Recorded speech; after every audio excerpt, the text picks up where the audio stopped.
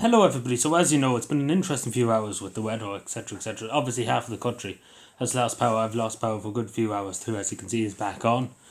I talked about it yesterday, the unreliable grid. And in Cavan, just to say before going to the main topic, the main problem was the trees were too close to the power lines, and when the trees fell, obviously, it took the power lines with them. So pretty much the trees are right on top of the power lines. And, you're not allowed to cut them. The local authorities are not allowed to cut them because the Green Party said not to cut them. And not to mention loads of branches, as I said before, hanging over power lines. And when they fell, the whole power lines wet with them. And it's the same in Leitrim. I know Leitrim doesn't exist, but that's what happened in Leitrim in a lot of cases. We're here in Cotsney and even Caventry, for example. It's the majority of times when the tree falls on top of the power lines, that's what happens because they're too close to the power lines and they're not allowed to cut them down. But the other thing I want to mention, loads of people said in the comments earlier on about it, and then loads of people have said it today. I know a man I was just talking to there about an hour or two ago. He has an electric car. Now, you know straight away where I'm going with this. He has an electric car and he has a heat pump in his house. And guess what? The heat pump and his electric car, you wouldn't guess what they run on. Electricity. And do you know what? He didn't have electricity. So he had to walk to the local shop, a few miles to the local shop, because obviously the electric car doesn't work. And basically he had to walk to the shop pretty much to get his stuff. Long story short, too, he couldn't heat his home because electric pump, and you need electric pump, a heat pump. You need electricity for a heat pump. So pretty much he's been in the cold. Thankfully his power's come back on in the last hour or two. So thankfully that's a good thing because again he was freezing the other night because of it. Because pretty much he is pretty much an environmentalist. He likes all that. But as he said to me, it's all electricity. He didn't realise it until now. It's all electricity. And the same when he wanted to have a meal. It's electric cooker, so he couldn't have anything to eat. So he's pretty fucked, the man. And no lights or anything, no telly, no nothing. And he's more, and the same as myself for a long time too. You couldn't make a phone call because the network was down, the tree network in this area was down. You couldn't make a phone call, you couldn't text, you couldn't see what was happening down the road. He couldn't ring his friends to give him a lift to the shop. It was pretty much the most fucked up situation. And with the old fashioned way, and I have a radio downstairs, so you put in batteries into it the old fashioned way. And so he had none of that, his technology, etc., etc. The old-fashioned way, we're back to the old days. But it's the same, and I hear it hundreds of times. I heard it even during the snow, when the snow was a few weeks ago in Dublin, or I was up in Dublin at the convention centre. Many people said it down the country, that they, with the snow and etc., etc., they had heat pumps and they had electric cars, and the electricity went off because of the snow, But it was fierce wind. Nobody can deny that, But as the fact of the matter is, a lot of these cases are preventable. Because the trees are literally on top of the power lines, and not to mention the branches. And again, the Green Party would tell you not to cut them. You're not allowed to cut them.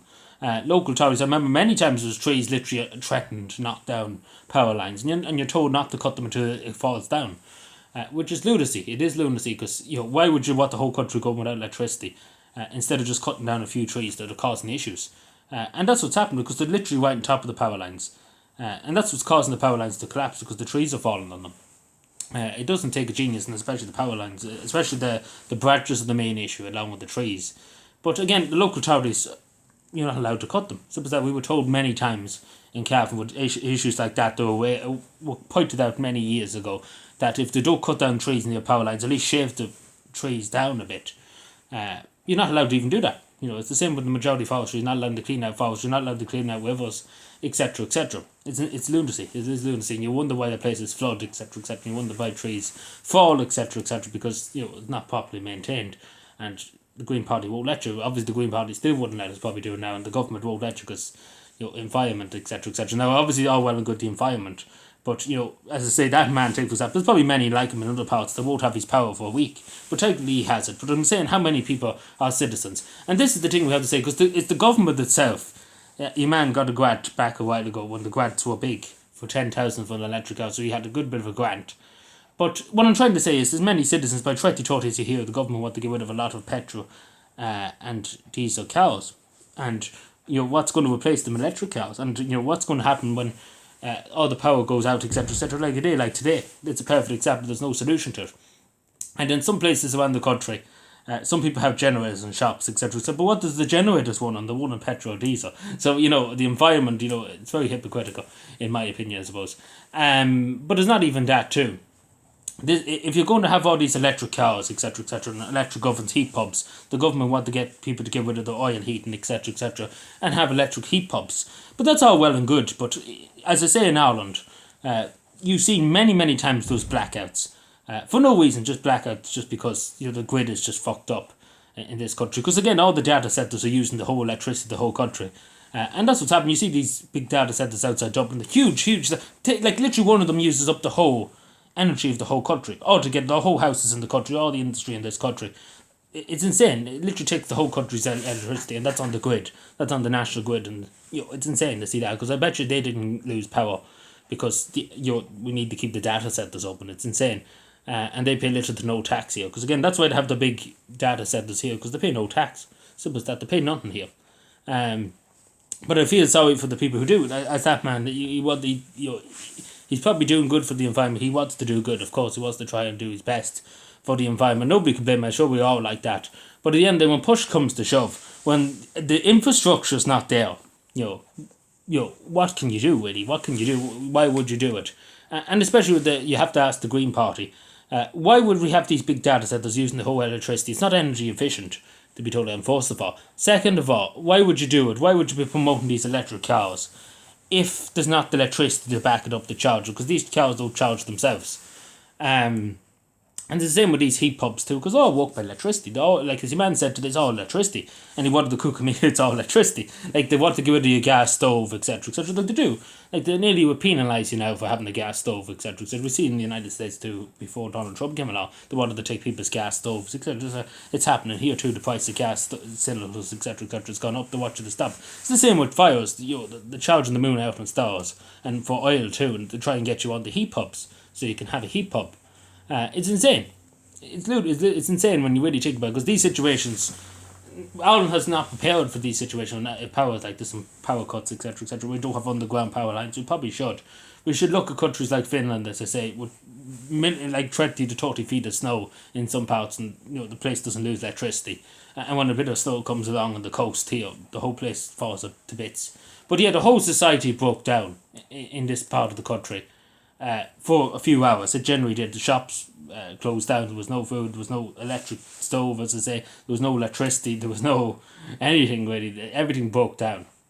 There was no mobile coverage. There was people trying to ring into the local town here in Cavan to report fallen trees, etc. Because again, we are not psychic. We can't tell when a tree has fallen, etc., etc. It's up to members of the public to inform us. Especially on rural roads. But yeah, there was a lot of people trying to ring into the local authorities about trees falling, and even trying to ring into the SCC Electricity to tell them about the ESB, to tell them about fallen power lines, etc., etc. And they couldn't get through. And they only now, when the mobile network's gone through, like again, there's so many people trying to ring the local authority, etc., so the emergency line, the local authority, to tell them about problems, etc., and they couldn't get through. So the mobile networks just completely collapsed, and nobody could ring anybody, and it was insane. It's back in the day. I didn't mind it so much. A lot of people were upset they couldn't check their WhatsApp or whatever. But the main thing was for me is that the whole technology grid, and again, it failed. The whole technology, like it has to be said in this part of the country, it did fail. And I know it's strong enough, but in rural County Cavan it was about 100 kilometres an hour wind. But still, at the end of the day, we should have some kind of emergency plans, because it just shows there's no emergency plans in place if anything ever did happen. Because again, I don't think this country ever prepared for an emergency. But it just goes to show technology failed, and that's just to put it nicely. It did fail. But yeah, there needs to be a lot of questions asked about all this, because again, it's the government who's saying about electric cars and heat pumps, etc. They're the ones promoting it. And at the same time, when these situations arise, there's no emergency plan. But thankfully, as I say, that man has this electricity. That's the main thing, because I was worried about him freezing to death. Because it was cold. It was -2 here last night in County Cavan at one stage. So it was cold enough. And a bit of snow too in some parts of Cavan too.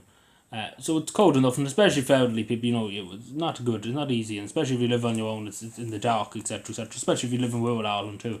It can be very frightening, and especially because again, there was a few burglaries. Imagine a few people took advantage in Cavan last night to go out and burgle a few houses because they were in the dark.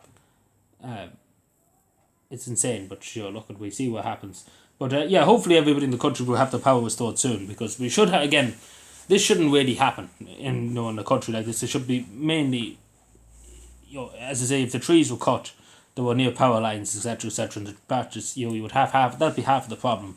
Obviously, power lines falling, etc., can happen, but that's the majority case. This is what I'm seeing around Cavan. That's the majority cases. What's been reported back, and in other counties, that's what's been reported back, that a tree fell on the power lines or a branch fell on the power lines, and that's what took them down. You know, that's the majority of cases. That's what I'm hearing. I'm sure the majority of people know that it seems to be trees and branches falling on power lines that are literally on top of the power lines. So it doesn't take a genius to put two and two together, pretty much. But again, it can happen. Poles can fall. Things can happen. In majority of cases, what I've seen, I've looked into a lot of it in the last few hours.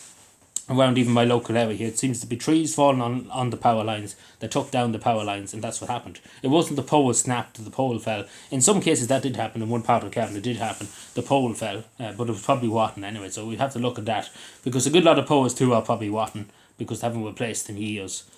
So that has to be all looked into, because again, you hear it every day of the week from your local TDs, your councillors. There's that much money, we don't know what to do with it. But yeah, we should be prepared. We really should be prepared for this. There needs to be questions why we wouldn't prepared. Because again, this was a total failure in technology in my regard.